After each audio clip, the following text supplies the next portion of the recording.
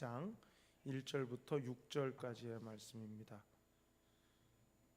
구약 1120쪽에 있는 예레미야서 42장 1절에서 6절 말씀입니다.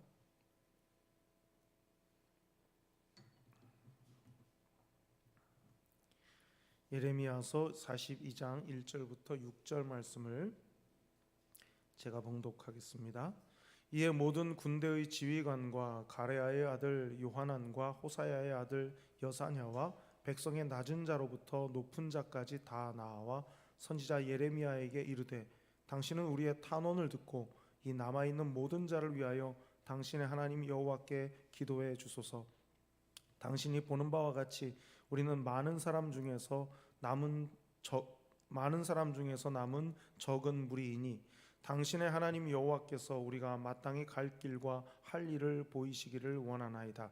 선지자 예레미야가 그들에게 이르되 내가 너희 말을 들었은즉 너희 말대로 너희 하나님 여호와께 기도하고 무릇 여호와께서 너희에게 응답하시는 것을 숨김이 없이 너희에게 말하리라. 그들이 예레미야에게 이르되 우리가 당신의 하나님 여호와께서 당신을 보내사 우리에게 이르시는 모든 말씀대로 행하리이다. 여호와께서는 우리 가운데 진실하고 성실한 증인이 되시옵소서. 우리가 당신을 우리 하나님 여호와께 보내면 그의 목소리가 우리에게 좋든지 좋지 않든지를 막론하고 순종하려 함이라. 우리가 우리 하나님 여호와의 목소리를 순종하면 우리에게 복이 있으리이다 하니라. 아멘. 우리 설교 듣는 법 6번째 시간 이고요. 우리가 신앙생활 하면서 설교를 듣는 것이 신앙생활에 끼치는 영향이 매우 크다 하는 것을 잘 알면서도 우리가 설교를 듣는 동안에 우리의 생각이 또 들어가는 것도 또 한편 사실입니다. 왜 그렇게 되는가? 왜 설교 말씀을 듣는 것이 중요하고 그것이 신앙생활에 미치는 영향이 정말 어마어마하게 크다라는 걸 알면서도 설교 듣기에 있어서 우리가 성실하지 못하게 되는가? 그 이유는 뭔가? 여러 이유가 있겠지만 오늘 우리가 생각해 볼 부분은 우리 마음의 기만성 때문입니다. 기만성, 우리 마음의 기만성. 그러니까 이제 말하자면 우리 마음 자체를 우리 스스로가 우리 마음 자체에 속는 거예요. 그것이 이제 설교를 하나님의 말씀으로 받아들이는 데 있어서 장애물이 되는 것이죠. 자, 예레미야서 17장 9절 만물보다 거짓되고 심히 부패한 것은 마음이라 누가 능히 이를 알리오마는 그랬어요. 그러니까 만물보다 거짓되고 심히 부패한 게 사람의 마음이다. 그러니까 우리가 의도적으로 거짓말을 하는 경우도 있어요. 의도적으로 내가 곤란하기 때문에 그냥 툭 던지는 거짓말도 있고 또 계획적으로 이건 거짓말을 해야 된다 생각해서 거짓말을 하는 경우도 있고 근데 이제 그런 거짓말도 있지만은 사실은 거짓말보다도 우리 마음 속에 있는 거짓이 우리 스스로를 속이는 경우가 있다는 거예요. 내 마음 속에 있는 거짓이 나 자신을 속이는 거예요. 그리고 이제 내가 내 마음에 속으면서 속았다는 걸 알면서 그냥 그대로 가는 거죠. 그게 이제 거짓인데 예레미야 선지자는 이제 그걸 지적하는 거죠. 만물보다 심히 거짓되고 부패한 게 마음이라고. 우리 마음에서 이제 죄를 생산해낸다. 이제 그런 말이 되겠죠. 내가 내 마음을 너무 믿으면 안 되는 거죠. 내가 내 마음을 너무 믿으면 안 된다. 우리가 다윗의 기도를 통해서 배울 수 있죠. 시편 51편 10절 하나님이여 내 속에 정한 마음을 창조하시고 내 안에 정직한 영을 새롭게 하소서. 내 안에 정직한 영을 새롭게 하소서. 하나님 앞에서 사람 앞에서 내 마음의 속임에 속아서 내 마음 스스로가 속아가지고 행하는 그런 모든 일들로부터 자유할 수 있도록 내 안에 하나님의 영으로 그 정직한 영으로 나를 새롭게 해달라 하는 기도죠. 우리가 이제 내가 나 자신을 속일 수 있기 때문에 내 마음에 내가 속을 수 있기 때문에 이 다윗의 기도가 우리에게 필요한 기도인 거예요. 정직한 영으로 새롭게 해주십시오. 자, 시편 139편 23절 24절 하나님이여 나를 살피사 내 마음을 아시며 나를 시험하사 내 뜻을 아옵소서. 내게 무슨 악한 행위가 있나 보시고 나를 영원한 길로 인도하소서. 그러니까 뭐 복잡해 보이지만 하나님께서 나를 아시는 대로 내가 나를 알게 해주십시오, 그 말이에요. 내가 아는 나가 아니라 하나님이 아시는 나로 내가 나를 볼 수 있도록. 여러분, 우리 자신, 남을 볼 때도 그러잖아요. 저 사람 하면 그 사람 하는 내 머릿속에 그 사람에 대한 이미지가 있어요. 그래서 그 틀로 그 사람의 행동을 파악하는 거예요. 그 사람을 전혀 모르면 그 사람이 왜 고개를 이렇게 한번 하는지를 몰라요. 근데 그 사람을 겪으면서 그 사람이 고개를 한번 이렇게 할 때는 뭔가 좀 난감할 때 그렇게 한다. 이게 나한테 있으니까 고개를 그냥 이렇게 한번 하면 뭔가 난감하거나 이렇게 보는 거잖아요. 근데 그건 남한테도 그러지만 나한테도 그런다고요. 근데 그런 내가 가진 틀로 나를 보는 게 아니라 하나님이 나를 보시는 대로 내가 나를 그렇게 볼 수 있도록, 그게 필요한 것이죠. 나 자신을 정확히 알아야 되는데, 근데 이 나 자신을 정확히 안다는 게 사실은요, 하나님이 누구신지를 알 때 가능해지는 거예요. 하나님이 누구신지를 알아야 내가 누군지를 알아요. 근데 여러분, 우리가 그렇잖아요. 하나님께서 누구신지를 알면 내가 그렇게 사랑받아 마땅한 존재구나, 그거 알게 되듯이 하나님이 누구신지를 알면 내가 하나님 앞에 죄인이구나 또 알게 되는 거죠. 여러분, 우리가 이 자기 기만, 자기가 자기 스스로에게 속는 그런 일이 안 생기려면 내가 하나님 앞에 어떤 존재인지를 알아야만 가능한 거예요. 근데 우리 자신이 어떻습니까? 하나님 앞에 죄인인 거예요. 하나님께서 우리를 죄 없다 간주해 주시고 예수의 보혈로 우리 죄를 사하셨기 때문에 우리를 의롭다 해 주신 거지, 우리가 의로운 건 아니란 말이죠. 우리가 죄가 없는 게 아니란 말이에요. 우리에게 죄가 있는데 그야말로 간과하심으로, 우리가 부족하고 우리가 연약하고 우리가 하나님 앞에 죄인임이 늘 드러나는 사실이지만 우리가 살다 보면은요, 자기가 자기를 모른다고 내가 하나님 앞에 죄인인지를 잊어버리고 산다고요. 그게 이제 내 마음을 내가 믿으면 안 되는 이유인 거예요. 내가 죄인인 줄 알고 내가 하나님 앞에 바르지 못할 일들이 훨씬 더 많음을 알고 늘 내 가는 길을 조심하고 주의하고 하나님의 뜻대로 순종하기 위해서 내 자신을 늘 살피고 그래야 되는데 그러지를 않는단 말이죠. 그런 우리의 마음이 하나님 앞에 선할 수가 없는 건데, 그 마음을 그냥 마음 가는 대로 그냥 마음이 편하면 됐지, 이런 식의 태도는 참 사실은 위험한 거죠. 왜냐하면 내 마음 자체가 하나님 앞에 부패해 있기 때문에. 그래서 제일 안타까운 게 어떤 거겠습니까? 나 스스로 옳다, 내가 옳아 라는 그 생각에 딱 도취되어 있는 거, 그것이 이제 가장 어려운 것이죠. 왜냐하면 내가 옳다는 생각을 하면 내가 하는 결정의 그 기준이 하나님이 아니고 내가 되기 때문에, 그래서 위험한 것이겠죠.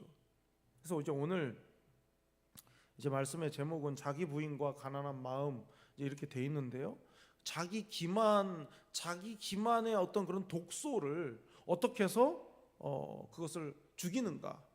요즘 같이 소독이 일상화되어 있는 때가 없지 않습니까? 옛날에는 무슨 기관에서 소독을 해주는 거였지. 근데 이제 지금은 우리 각자가 소독을 하잖아요. 그런 것처럼 자기 기만이라고 하는 독소를 죽이는, 해결하는 유일한 힘이 뭔가?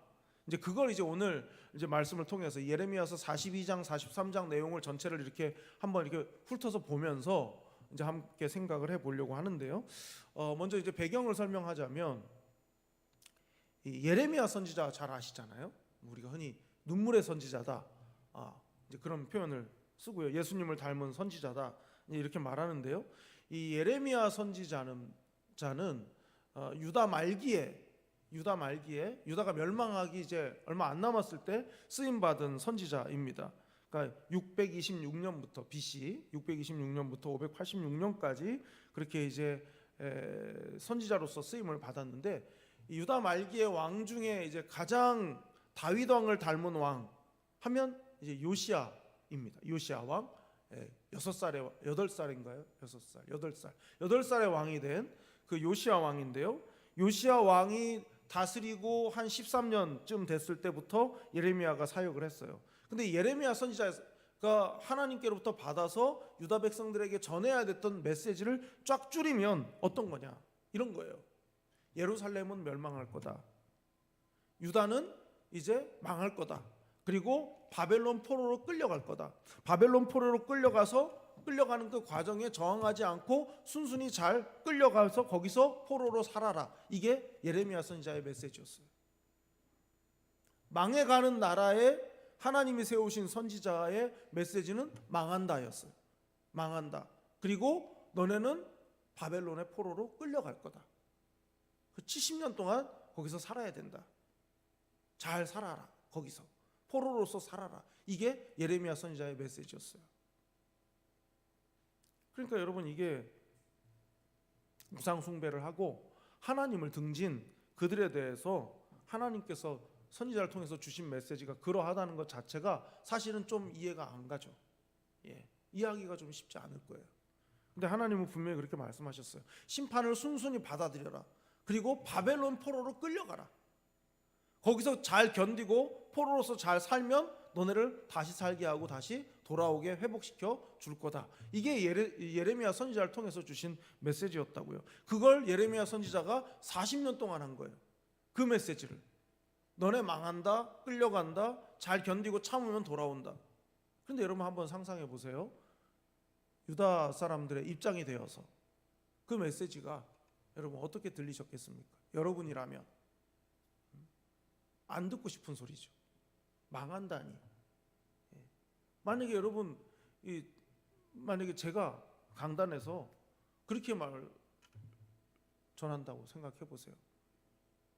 여러분 어떠시겠습니까? 신방 가보니 아직도 달마도 떼지 않은 집들이 있던데 그거 안 떼고 그러고 있다가 위층이 무너지는 그런 저주가 있을 겁니다. 그러면 여러분 아직 진열장에 어디 가서 기념으로 사온 양주병 그거 안 치우고 계속 계신 분들 곧 망합니다. 아들이 교통사고로 죽을 겁니다. 만약에 제가 이렇게 해보세요. 여러분 어떤 구실을 만들어서라도 저를 여기 사표내게 만드시겠죠. 예레미야가 그런 거예요. 예레미야가 그런 얘기한 거예요. 받아들이기 어려워요. 왜 받아들이기 더 어려운가? 그 사람들은요, 유다 사람들은요 무슨 생각을 가지고 있냐면 예루살렘은 망하지 않는다가 그들의 신앙이었어요. 예루살렘은 망하지 않는다. 하나님의 성전이 있는 예루살렘이 망할 리는 없다. 이 종교적인 확신, 이것이 스스로를 속이는 거예요. 그러니까 내가 하나님께 악을 행하면서도 예루살렘은 안 망하는 거예요. 내가 하나님 뜻대로 순종하지 않으면서도 예루살렘은 망하지 않을 거예요. 왜냐하면 예루살렘은 하나님이 계신 곳이니까. 이게 망한다는 건 말이 안 돼요. 그러면서 나는 하나님 기뻐하시지 않는 악을 행하는 거예요. 더군다나 당시에 유행했던 거짓 선지자들의 메시지는 뭐냐? 샬롬이었어요. 샬롬. 자, 예레미야서 6장 14절 그들이 내 백성의 상처를 가볍게 여기면서 말하기를 평강하다 평강하다 하나 평강이 없도다. 거짓 선지자들이 돌아다니는, 그러니까 다시 말하면 유행하는 가장 인기 있는 설교자가 어떤 메시지를 주로 전했다는 겁니까? 아무 일 없을 거야, 괜찮아, 우리는 하나님 백성이잖아, 안 망해 안 망해. 그러니까 사람들은요 예레미야 선지자 혼자 쓸쓸하게 외치면서 우리는 망할 거고 포로로 끌려갈 건데 거기 70년 있을 거고 그리고 70년의 세월이 다 차면 다시 돌아오게 하는데 하나님이 그때 우리를 다시 회복시킬 거다, 이 얘기보다는 우리 안 망합니다, 우리는 평안합니다, 별일 없을 겁니다 하는 말에 사람들의 귀가 다 그리로 쏠렸다 이거예요. 다, 거의 대부분의 사람들이. 그러니까 회개하라, 망한다 이거보다는 샬롬의 메시지가 더 듣기 좋았기 때문에 스스로 자기 기만에 빠진 거예요. 자기 마음 스스로 속인 것이죠. 자, 시편 19편 8절입니다. 여호와의 교훈은 정직하여 마음을 기쁘게 하고 여호와의 계명은 순결하여 눈을 밝게 하시도다. 여호와의 교훈은 정직하여 마음을 기쁘게 한다고. 우리가 이걸 잘 이해해야 돼요. 만약에 사람들한테 어떤 얘기를 함에 있어서 심각한 얘기를 정직하게 말하면 사람들은 되게 불편해합니다. 심각한 얘기를 직설적으로 딱 얘기하면은 사람들은 많이 불편해해요. 그러니까 기뻐하지 않아요. 그러니까 정직한 얘기를 하면은 기뻐하지 않아요. 그냥 막 말 그대로 양념을 곁들여 가지고 막 이렇게 좀 듣기 좋은 얘기를 해주면 그걸 이제 기쁘게 받지, 있는 그대로 이거 큰일 났습니다, 이렇게 하면 안 됩니다, 딱 해버리면 기쁘게 받아들이지를 않아요. 사람의 교훈이라는 게. 근데 여호와의 교훈은 어떻다는 거예요? 우리가 들을 때 말이죠, 어려워요. 못 알아들어서 어려운 게 아니라 마음이 불편하다고요. 그런데 듣고 그걸 받아들이면 그 마음의 불편함이 어떻게 바뀌는 겁니까? 자유로 바뀌고 기쁨으로 바뀌는 거예요. 하나님의 은혜가 해석이 되면 그러면 그것이 기쁨으로 바뀌어지는 거죠. 영혼의 기쁨이 오는 거예요. 다시 말하면 세상 사람들이 마음 상할까봐 요리조리 해가지고 양념을 잘 곁들여가지고 그렇게 말해주는 거는 진짜 기쁨이 아니라는 거예요. 그 순간에 듣기만 좋을 뿐인 거란 말이죠. 예레미야가, 자, 그래서 예레미야도 사람 아니겠습니까? 자, 20장, 예레미야서 20장 9절, 내가 다시는 여호와를 선포하지 아니하며 그의 이름으로 말하지 아니하리라 하면 나의 마음이 불붙는 것 같아서 골수에 사무치니 답답하여 견딜 수 없나이다. 이게 무슨 말입니까? 아무리 외쳐도 안 들어요. 40년 동안을 한결같이 하나님이 이렇게 말씀하라 하셨습니다. 여러분 큰일 났습니다. 우리 망합니다. 회개해야 됩니다. 마음을 돌이켜야 됩니다. 포로로 끌려갈 겁니다. 이렇게 계속 40년을 계속 얘기하니까 아무도 안 듣는 거예요. 안 들으니까 어떤 마음이 오겠습니까? 내가 말하면 뭐해? 내가 전하면 뭐해? 어차피 이 사람들은 안 들을 건데. 다 자기 생각이 있어가지고 아무리 내가 하나님 말씀입니다라고 말해봤자 이들은 다 자기 생각이 있어가지고 안 들을 건데, 내가 말하면 뭐해? 그래, 난 말 안 해야지 하면 마음속에서 불이 뜨거운 게 막 올라온다는 거죠. 견딜 수가 없다는 거예요. 안 말할 수가 없는 거예요. 그러니까 인간적으로는 말을 못 하겠는데, 인간적으로는 말하기가 너무 싫은데, 근데 하나님의 영이 그냥 두질 않는 거죠. 말하게 만드는 거예요. 골수에 사무칠 정도로 말이죠. 그렇게 40년의 사역의 기간이 차면서 결국은 이제 18개월 동안 예루살렘이 포위되다가 결국은 이제 지팔피고 성전은 불타고 다 완전히 망하게 되고요. 그리고 예레미야가 예언했던 대로 됐어요. 다 포로로 끌려가고 말이죠. 바벨론에서 이제 포로 생활을 시작하고 유다의 총독이 세워집니다. 유다의 총독이 그다랴라고 하는 총독이 세워지는데, 이 그다랴라고 하는 이 총독이 이스마엘이라는 사람에 의해서 암살당해요. 그러면서 유다의 실질적인 그 지도자가 요하난이라고 하는 사람이 이제 실질적인 이제 지도자가 되는데, 자기가 혹은 그들이 이 그다랴 바벨론에 세운 총독을 죽인 것은 자기들이 아니지만, 그러나 바벨론 제국에서 이제 그다랴 총독을 죽였기 때문에 우리에 대해서 이제 엄청난 이제 박해와 고통을 우리에게 줄 거다라는 이제 두려운 마음이 생기니까 어떤 생각이 드냐면 도망가야 되겠다 생각이 드는 거예요. 그러니까 이건 이제 유다에 남아 있는 사람들, 도망가야 되겠다고 생각을 하는 거죠. 근데 어디로 도망갈 거냐? 애굽으로 도망가야 되겠다 이거죠. 하나님이 왜 너네 순순히 포로로 끌려가라, 하나님이 왜 말씀했냐? 유다 백성, 유다도 망해 가니까, 기울어 가니까, 그리고 점점 바벨론이 강해지고 막 계속 이제 공격을 해오고 하니까 이 기울어가는 상황에서 뭘 하고 싶어지겠습니까? 모든 나라가 다 마찬가지예요. 우리나라 고려도 멸망하려고 할 때, 어디도 멸망하려고 할 때, 다 멸망의 위기가 다가오면 어떤 방식을 취합니까? 세상 역사는 센 나라랑 손잡고 싶어해요. 어디입니까? 애굽이거든요. 그러니까 애굽에 도망치고 싶은 거예요 또. 근데 그게 하나님 뜻이 확실하지 않은 것 같고 그 불안한 거죠. 그래서 어떻게 해요? 예레미야에게 찾아와요. 왜냐하면 예레미야가 예언한 대로 지금 됐으니까 앞으로 미래의 일도 예레미야한테 물으면 하나님의 뜻을 알 수 있겠구나 생각하고 이들이 예레미야에게 찾아오는 거야. 하나님 뜻이 뭐냐? 우리 애굽으로 도망가도 되겠느냐? 이제 그건 것이죠. 그걸 묻고 싶어서 예레미야에게 찾아와요. 자, 그래서 이제 우리가 갈 길과 할 일을 보이소서 이제 그렇게 말하는데요. 예레미야 42장 1절, 오늘 우리가 읽었던 1절. 이에 모든 군대의 지휘관과 가레아의 아들 요하난과 호사야의 아들 여사냐와 백성의 낮은 자로부터 높은 자까지 다 나와 모든 사람들이 예레미야에게 찾아온 거예요. 하나님께서 예레미야를 통해서 무슨 말씀을 주시겠구나 하고 찾아온 거죠. 자, 2절. 선지자 예레미야에게 이르되 당신은 우리의 탄원을 듣고 이 남아있는 모든 자를 위하여 당신의 하나님 여호와께 기도해 주소서. 당신이 보는 바와 같이 우리는 많은 사람 중에서 남은 적은 무리이니. 이 무슨 말입니까? 예레미야에게 와서 우리를 위해서 하나님께 기도해달라. 우리는 끌려가고 남은 몇 사람 안 되는 소수의 사람들이다.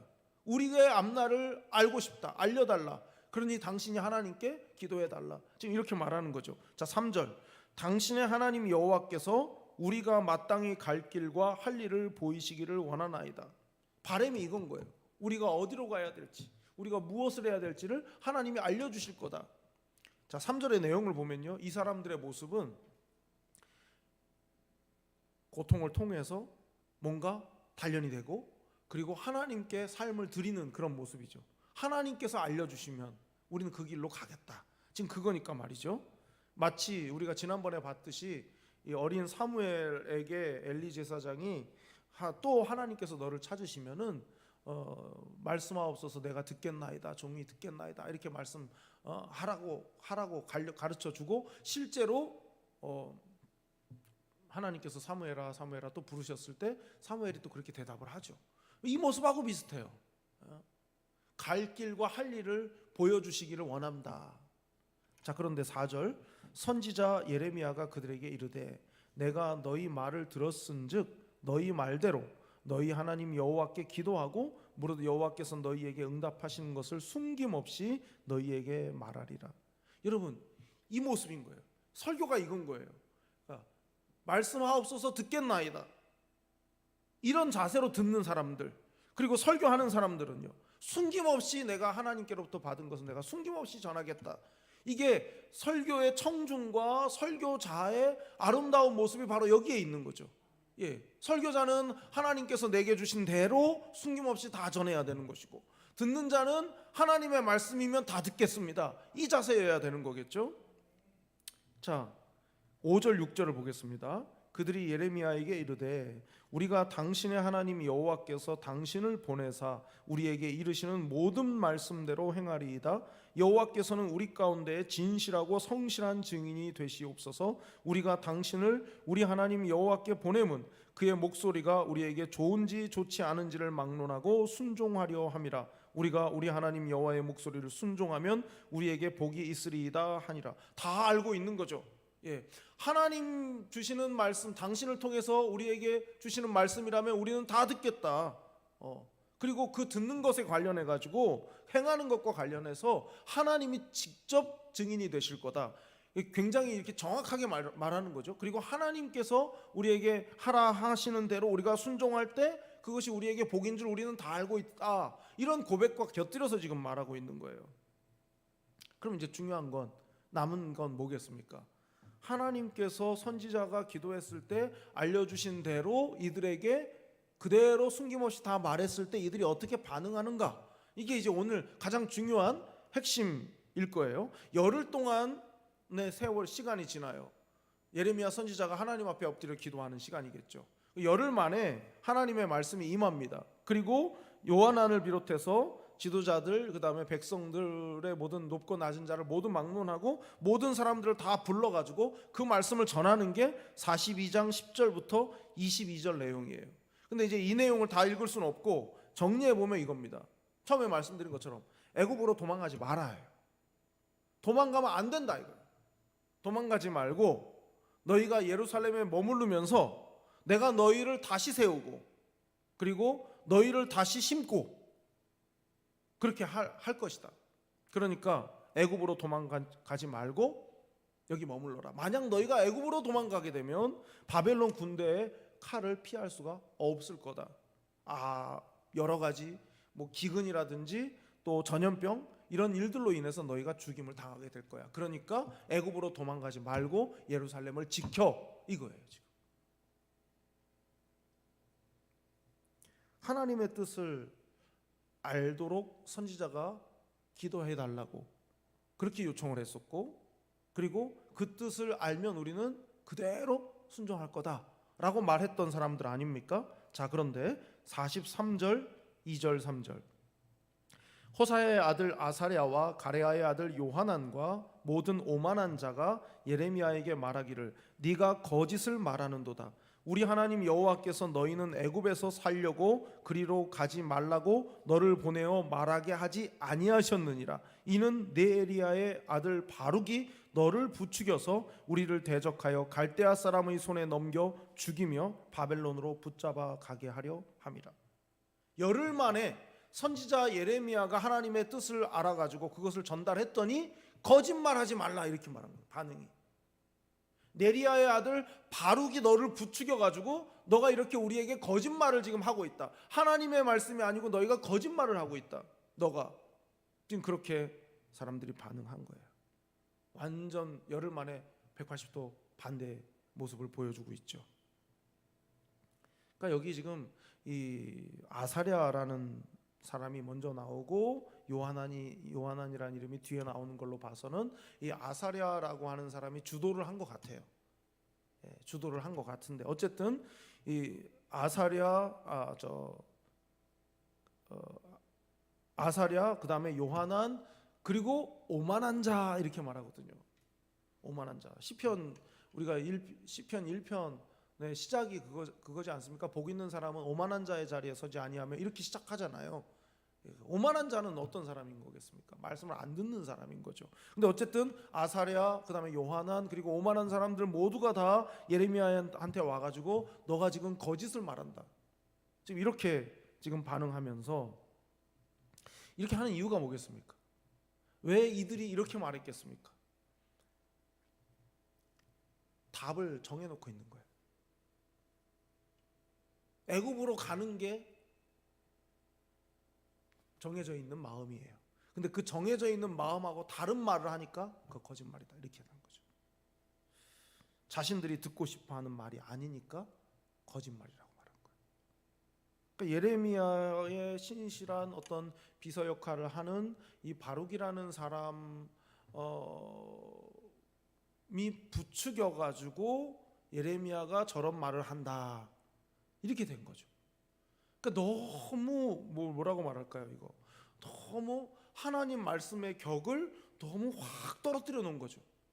하나님의 말씀을 너무 인간적인 자기들끼리 시장에서 벌어지는 그런 어떤 일들처럼 그렇게 아주 저급하게 취급을 해버린 거예요. 하나님의 말씀을, 귀한 하나님의 말씀을 누가 이렇게 툭툭 치고 막 부추기면 그냥 그렇게 앞에 나와서 그렇게 말할 수밖에 없는 것일 수도 있는 것처럼 하나님의 말씀을 그렇게 취급해버리는 거죠. 왜냐하면 내가 원하는 답이 아니니까. 그러니까 결국 이들이 어떻게 합니까? 자기들 원하는 대로 애굽으로 가면서 선지자 예레미야까지 끌고 가고 예레미야 선지자는 애굽에서 삶을 마쳐요.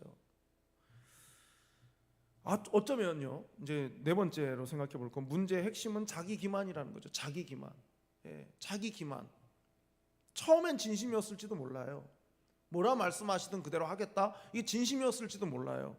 그런데 왜 그렇습니까? 예레미야 선지자가 이런 해답을 놓죠. 42장 20절.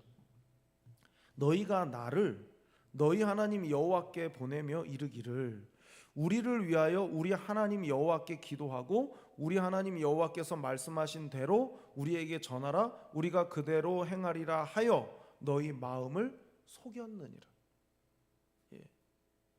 너희 마음을 속였다. 예레미야의 답은 그거예요. 선지자 예레미야는 그들의 중심을 본 거죠. 스스로 자신들의 마음을 속인 것을.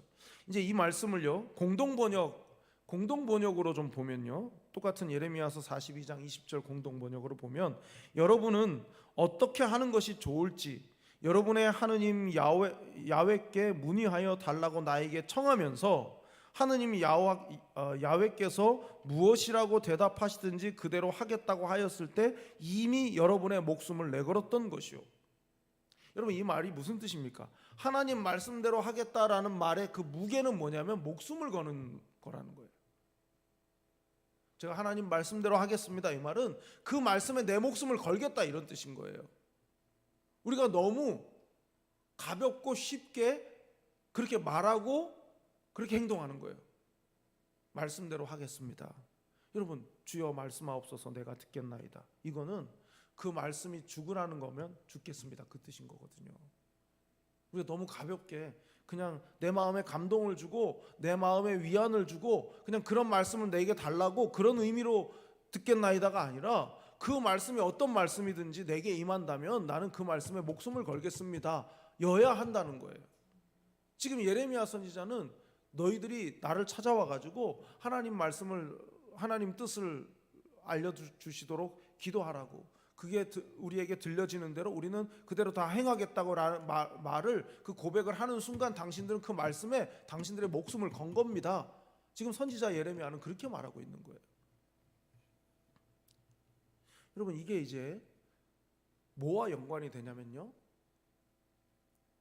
그 말씀에 목숨을 걸었다는 건 그 말씀 앞에 내가 죽겠다는 뜻이고, 그죠? 내가 죽겠다는 말은 주님의 말씀으로 바꿔보면 뭐냐면 자기 십자가를 지라는 거예요. 자기를 부인하고 자기 십자가를. 무엇 앞에서? 하나님의 말씀 앞에서요. 자, 자기 기만. 왜 자기가 자기 스스로를 속이는가? 이유는 자기 부인이 안 되기 때문입니다. 자기 부인의 결핍이에요. 자기 부인의 결핍.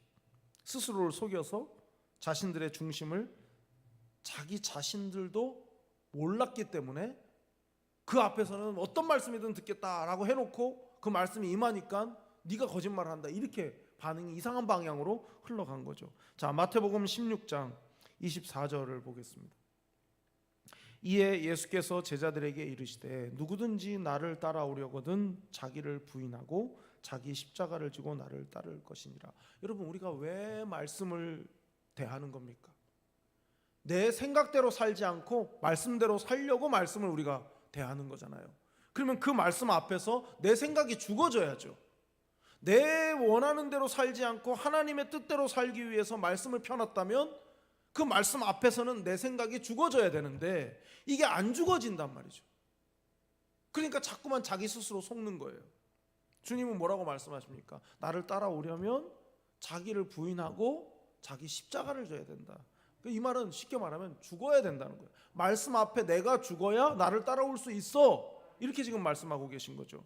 그러니까 생각해보면 그런 거예요. 나를 따라오려거든 나를 엄청 사랑하면서 나를 따라와, 이렇게 말씀하시지 않았어요. 예수님께서 나를 따라오려면 나를 너무 사랑하는 마음으로 따라와, 이렇게 말씀하신 게 아니라 너 스스로를 부인해야 돼. 너 스스로 죽어야 돼. 그래야 나를 따라올 수가 있어, 이렇게 말씀했다. 그러니까 다시 말하면 이런 거죠. 주님을 너무 사랑하려면, 내가 죽지 않으면 주님을 너무 사랑할 수가 없거든. 주님께 온전한 헌신을 하려면 주님을 너무 사랑해서, 주님이 너무 좋아서 온전한 헌신을 하려면 내가 안 죽으면 그게 안 되거든요. 그러니까 모든 것을 이야기하시기 전에, 말씀하시기 전에 나를 따라오려면 죽어야 돼부터 먼저 말씀하신 거예요. 그러니까 여러분, 하나님의 뜻과 내 뜻이 다를 때가 얼마나 많아요. 나는 이게 더 좋아요. 근데 하나님은 그게 아니라고 말씀하세요. 그럼 뭘 선택해야 되는 겁니까? 우리는 하나님이 원하시는 걸 선택해야 돼요. 근데 이게 왜 안 되는 겁니까? 내 뜻을 못 꺾으니까죠. 이 말은 뭡니까? 자기 부인이 안 되고 십자가 지는 게 안 되니까 이게 안 되는 거예요. 자꾸만 뭐예요? 본전 생각나는 거거든요. 내가 어떻게 했었는데 이 생각만 나지 주님을 못 따라간단 말이죠. 나를 부인해야 하는데 나를 부인하지 못하니까 예레미야서 속에서는 어떻게 해요? 남을 부인해요. 나를 부인하는 게 안 되니까 그 말씀이 주어졌을 때, 아, 그래, 이게 하나님의 뜻이니까 이렇게 살아야지. 그러려면 자기 부인이 돼야 그게 되는데 자기 부인이 안 되니까 남을 부인해요. 예레미야를 부인하는 거예요. 설교자를 부인하는 거예요. 내가 그 말씀대로 순종해야 되는데 그게 안 되니까 설교자를 욕하는 거예요.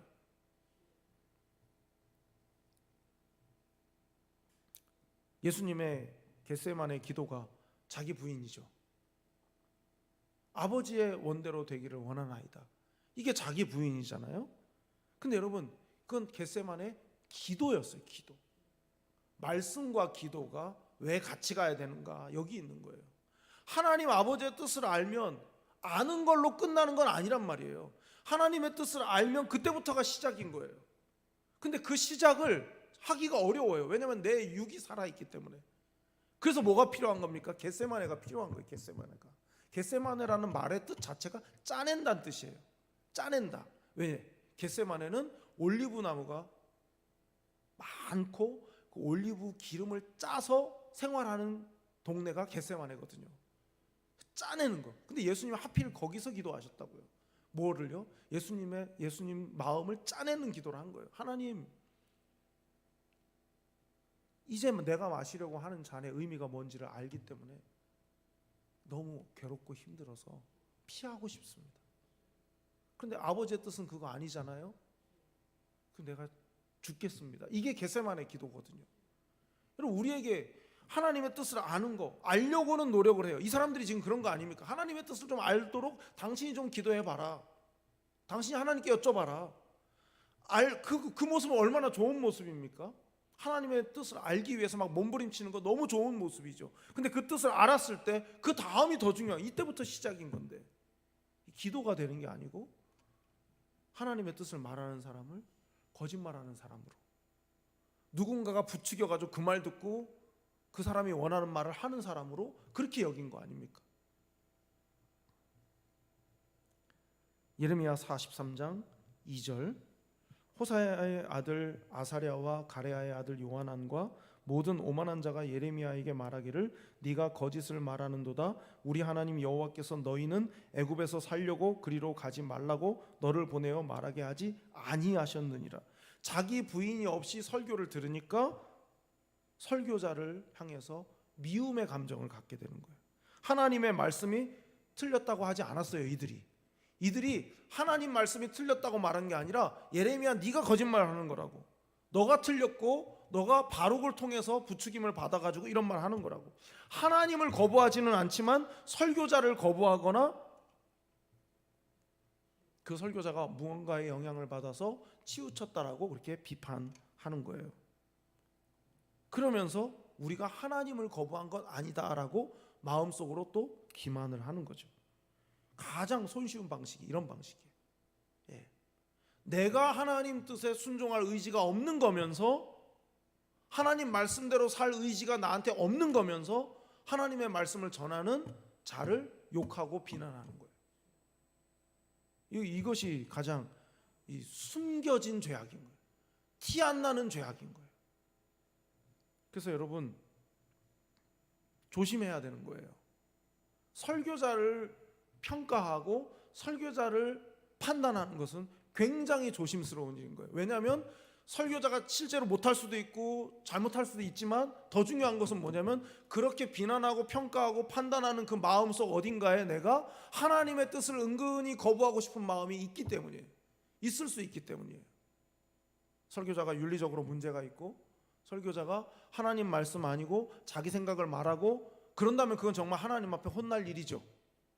그런데 그런 것을 빌미로 해가지고 자기 죄악을 숨기는 행동을 한다면 그 사람 역시 하나님께 무서운 심판을 받을 일이라는 것이죠. 그게 굉장히 무서운 일인 거예요.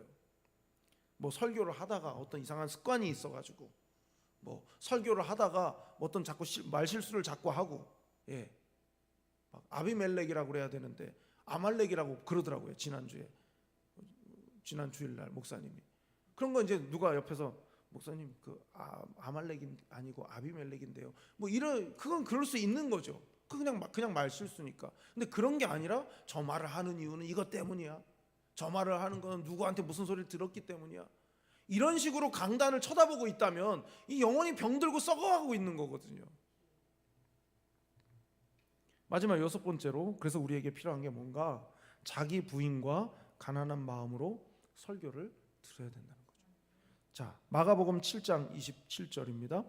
예수께서 이르시되 자녀로 먼저 배불리 먹게 할지니 자녀의 떡을 취하여 개들에게 던짐이 마땅치 아니하니라. 여자가 대답하여 이르되 주여 올소이다마는 상 아래의 개들도 아이들이 먹던 부스러기를 먹나이다. 이 수로보니게 여인 이야기잖아요. 귀신 들려가지고 그 귀신 들린 아이를 고쳐주십사 하고 주님께 나왔을 때 벌어진 일이잖아요. 주님께서 굉장히 매몰차게 거절하시죠. 개에 빗대가지고 욕설을 하신 겁니다. 예수님께서 그 여인한테 욕설을 하신 거예요. 그러니까 우리 성경의 번역이 뭐 그렇게 나와 있지만 실제로는 예수님이 우리 한국식으로 말하면 무슨 년 하듯이 그렇게 예수님께서 그 여인한테 욕설을 하신 거거든요. 근데 이 여인의 자세는 뭐예요? 그 말씀이 다 맞지만 제가 개가 맞아요 이 말이에요. 제가 개가 맞지만 그러나 개들도 주인의 상에서 떨어지는 부스러기를 먹지 않습니까? 이 말은 뭐예요? 제가 개가 맞으니까 개한테라도 개에게 맞는 거라도 주시면 저는 감사히 받겠습니다. 이 뜻인 거예요. 이게 뭐예요? 자기 부인이에요. 자기 부인. 내가 하나님의 은혜를 당당하게 누리기에는 내가 너무 부끄러운 인생이지만 그러나 그럼에도 불구하고 은혜를 부어주신다면 저는 그걸로 만족하고 감사하겠습니다. 그 결과가 뭡니까? 치유되는 거죠. 자, 베드로전서 2장 2절 3절입니다. 갓난 아기들 같이 순전하고 신령한 젖을 사모하라. 이는 그로 말미암아 너희로 구원에 이르도록 자라게 하려 함이라. 너희가 주의 인자하심을 맛보았으면 그리하라. 요즘에 그 젊은 사람들이, 그러니까 우리나라는 별로 없는 것 같은데 해외 미국 외국 사람들이 그 SNS에서 그런 장난을 쳐요. 애기 아빠들이 혹시 보신 분이 있는지 모르지만 그런 영상을 찍어가지고 그 막 SNS에 올리는 게 유행인가 봐요. 뭐냐면 아빠가 우통 먹고 그 갓난 애기 있잖아요. 두 달 되고 석 달 되고 막 이런 애기를 가슴에 놓고 젖을 물리는 거예요. 그러니까 애기들은 못 모르고 아빠 젖을 빨아요. 그럼 아무 효과가 없겠죠. 그걸 찍어가지고 하는 게 유행인가 봐요. 그러니까 애기들은요 그냥 엄마의 젖을 사랑하는 거죠. 그걸로 내 생명이 유지가 되는 거니까. 그러니까 여기서 사도 베드로가 갓난 아기들 같이 순전하고 신령한 젖을 사모하라. 나를 살리는 젖을 사모하라 이 말이잖아요. 나를 살리는 게 뭐냐 이거죠. 내 영혼이 살고 내가 하나님 앞에서 사는 게 뭐냐. 유명한 사람의 어떤 교훈적인 메시지가 아니에요. 하나님 말씀인 거예요. 그냥 하나님 말씀 그대로인 거예요. 순전한 젖은 뭐겠습니까? 그냥 모유인 거잖아요. 엄마와 아기 관계 속에서는 그냥 그 있는 그대로를 받아들이는 거예요. 있는 그대로를 받아들이면서 성장하잖아요. 지금 우리에게 필요한 게 뭔가? 있는 그대로의 하나님 말씀인 거예요. 지금 예레미야 선지자 앞에 왔을 때 사람들이 그것이 우리의 듣기에 어떻게 들리든지 우리는 무조건 듣겠습니다. 이렇게 온 사람들 아닙니까? 근데 그래놓고 막상 그 말씀이 들려졌을 때는 못 받아들이는 거죠. 왜냐하면 예루살렘은 망할 리가 없다고 생각하니까, 이대로 끝난다고 생각하지 않으니까. 여러분, 우리에게 오늘 필요한 것은 뭔가? 내가 나를 부인하지 않으면 계속해서 자기 기만의 늪에 빠질 수밖에 없고 속을 수밖에 없는 거예요. 누구는 더 낫고 누구는 더 못하고 이런 게 아닙니다. 우리가 나를 죽이지 않으면, 자기 부인이 되지 않으면 끊임없이 내 스스로 내 마음에 속을 수밖에 없고, 그러면 하나님의 말씀이 들리지 않고 내 뜻대로 그냥 신앙생활을 하는 거고, 그러면 그 끝은 뭐겠습니까? 따라서 하나님의 말씀을 이 사도 베드로가 말하는 것처럼 그냥 그 순전한 젖을 사모하고 하나님 말씀 있는 그대로를 사모하고 그 말씀이 내게 주어진 대로 행함을 통해서 영혼이 살고 삶이 더 풍성해지는 은혜가 여러분 모두에게 있으시기를 진심으로 바랍니다. 기도하겠습니다. 하나님 아버지, 하나님 앞에서 내 실상과 본질이 무엇인지를 잊어버리지 않고 내가 하나님 앞에 죄인일 수밖에 없고 하나님 앞에 어리석은 자일 수밖에 없음을 늘 기억하면서 순전한 젖, 신령한 젖을 어린아이처럼, 어린아기처럼 사모하고, 그리고 하나님의 말씀 있는 그대로를 받아들이기 위하여 날마다 십자가를 지고 걸어가는 우리 모두가 될 수 있도록 도와주시옵소서. 성령께서 저희를 깨닫게 하여 주셔서 하나님 말씀 그대로를 살아내는 자의 복을 누리게 해 주시옵소서. 함께 해 주시기를 간절히 원하오며 사랑이 많으신 예수님의 이름으로 기도드리옵나이다. 아멘. 하늘에 계신 우리 아버지, 아버지의 이름을 거룩하게 하시며 아버지의 나라가 오게 하시며 아버지의 뜻이 하늘에서와 같이 땅에서